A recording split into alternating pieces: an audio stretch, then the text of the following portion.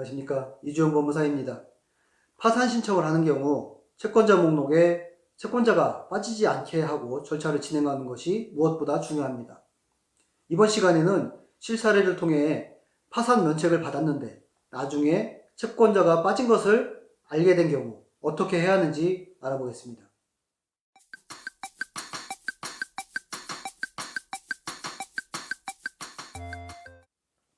상담자분의 기본사항을 말씀드리면 부채가 약 7천만 원 정도 있으신 50대 초반의 남성분이셨는데요. 사업 실패로 많은 부채가 있었고 신용불량 상태여서 금융거래 등이 전혀 되지 않아서 파산 신청을 하고 면책까지 받은 상황이었습니다. 파산 신청을 하고 면책이 되면 어떤 효력이 있을까요?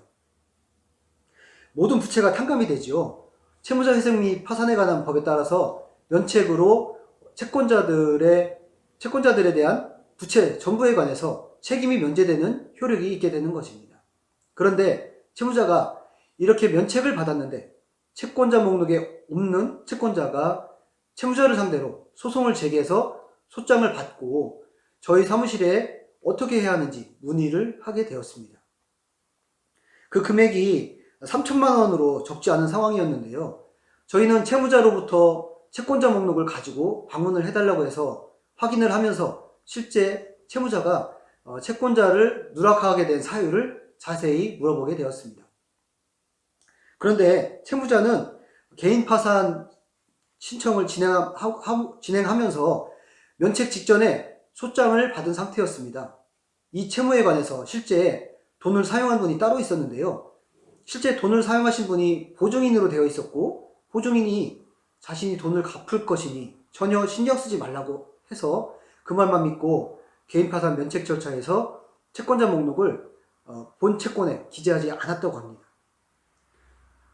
그러나 결국 보증인과 채권자가 협의가 안 되자 채권자가 채무자를 상대로 소송을 하였는데요. 이 사건의 경우 채권자가 채무자의 파산 신청 사실을 전혀 모르고 있었고 반면 채무자의 경우 법원의 면책 결정 전에 이미 채권자 목록에서 누락된 채권이 있음을 알게 된 상황이었습니다. 안타깝게도 이러한 경우 채무자는 채권자에 관해서 면책의 효력을 주장할 수 없게 됩니다.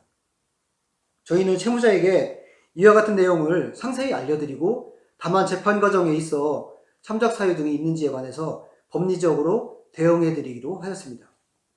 파산 면책 신청을 할 경우에 채권자가 누락되지 않도록 하는 것이 성공적인 개인 파산을 위한 필수 요소입니다.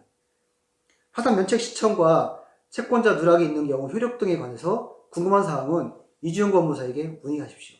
상세히 상담해 드리겠습니다.